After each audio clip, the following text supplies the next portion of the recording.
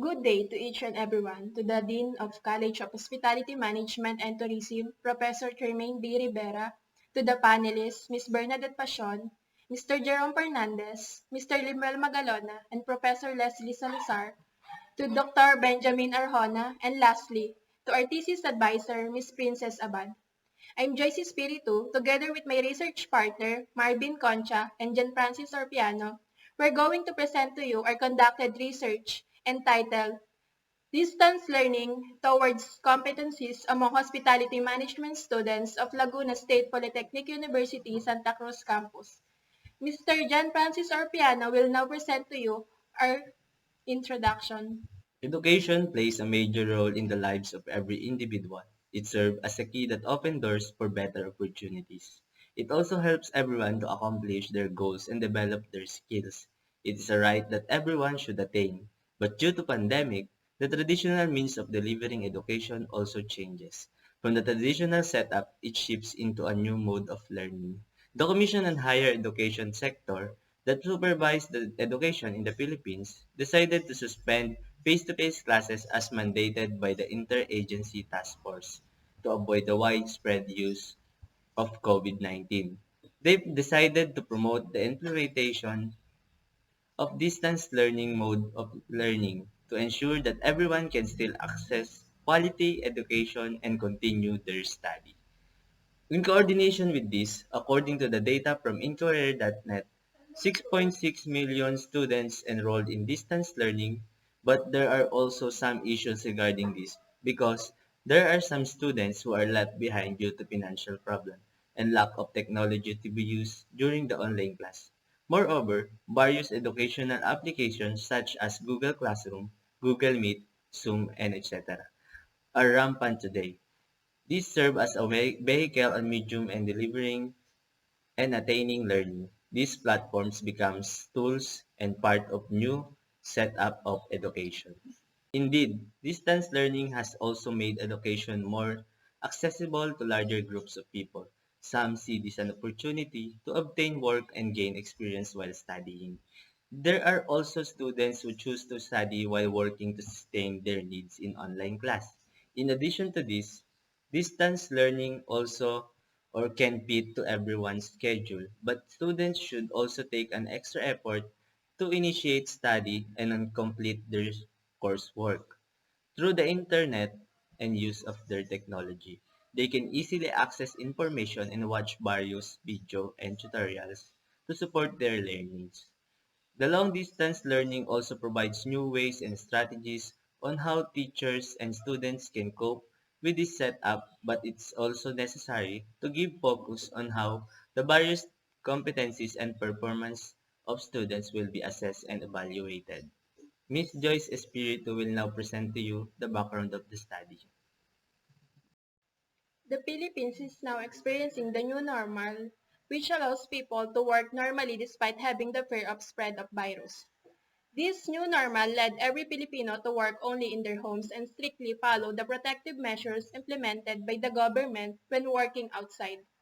In terms of education, the new normal is that all schools will have blended or purely online courses. The Laguna State Polytechnic University is one of the universities in the Philippines that also moved from traditional teaching into new normal learning through online class. College of Hospitality Management aims to develop more competent hoteliers that will be leading and working in the hospitality industry. The future hoteliers need to have not only the knowledge but also the skills in the hospitality industry as they will also apply in their work. Students and professors can use teaching and learning platforms to develop their skills online. Using a range of online platforms and social media platforms, many universities and institutions have adopted online education. As the result, the researcher intended to find out what is the level of competencies of BSHM hospitality management student at LSPU for obtaining information and skills. It also want to know if the various online learning platforms have an impact on BSHM students' learning. This study aimed to determine the level of competencies of hospitality students in this distance learning in terms of active learning, responsiveness, classroom decorum, technological competencies, live online discussions, and offline assignment. This study will also determine if there is a significant difference between the respondents' responses with group according to their demographic profile.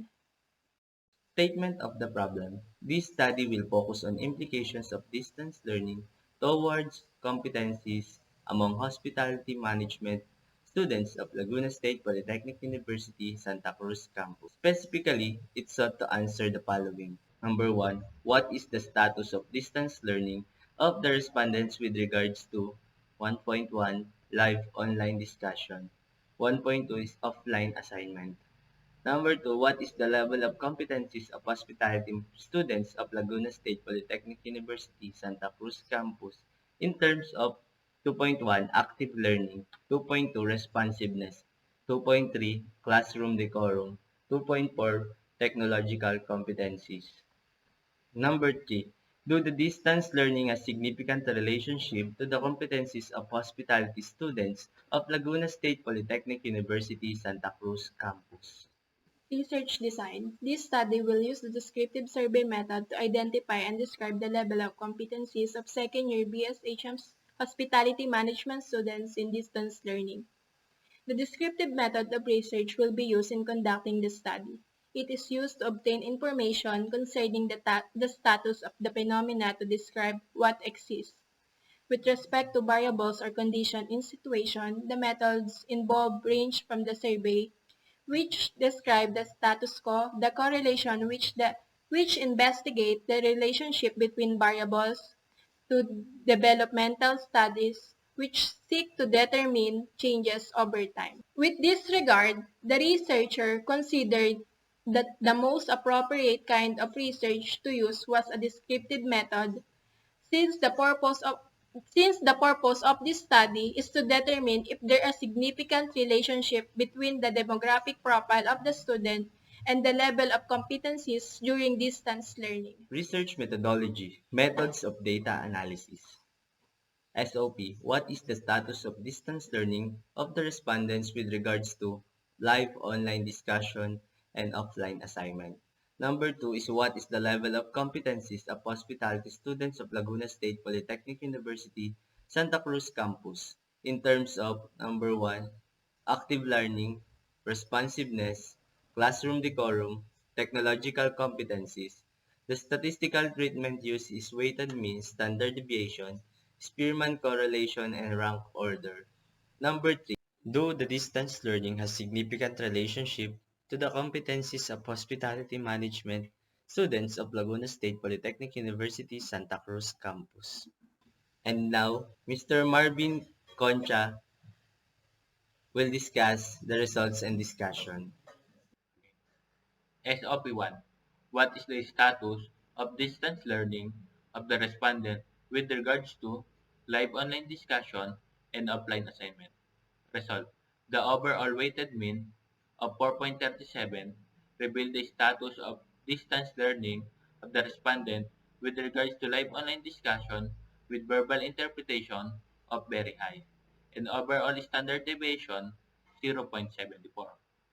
While with regards to offline assignment, with overall weighted mean of 4.35 with verbal interpretation of very high and 0.77 standard deviation. Conclusion. The status of distance learning in live online discussion. Conclusion. The status of distance learning in live online discussion and offline assignment has the same result of the verbal interpretation of very high. Recommendation. Teacher is suggested to have active and fun energizer to have the student even online platforms to provide student an opportunity to be physically and mentally active. SOP2. What is the level of competencies of hospitality student of Laguna State Polytechnic University, Santa Cruz campus? The overall weighted mean of 4.35 revealed the level of competencies of hospitality student of Laguna State Polytechnic University, Santa Cruz campus in terms of active learning with verbal interpretation of very high and overall standard deviation 0.73. while in the terms of responsiveness, the overall weighted mean were 4.31 with verbal interpretation of very high and standard deviation of 0.84. In terms of classroom decorum, with overall weighted mean were 4.57 with verbal interpretation of very high and standard deviation of 0.67. Lastly, the overall weighted mean of 4.56 revealed the level of competencies of a conclusion, the status of distance learning in terms of active learning, responsiveness, classroom decorum, and technological competencies as the same result of the verbal interpretation of very high. Recommendation: teacher is suggested to give ample time of submission of project, quizzes, etc. that need by the student to absorb new information so they can think and relate to what they know. SOP3. Do the distance learning has significant relationship to the competencies of hospitality student of Laguna State Polytechnic University, Santa Cruz campus? Result. It was found that there is strong significant relationship between learning and competencies of BS in hospitality management student in Laguna State Polytechnic University main campus, Santa Cruz, Laguna. Conclusion: the status of significant relationship between distance learning and competencies were very high. Recommendation: teacher is suggested to encourage the learners to find value in what they're learning that can lead to more interest in the topic. It can also develop a meaningful and respectful relationship with the learners. Thank you for listening to our virtual presentation. Our group is now open for comments and suggestions. Thank you and God bless.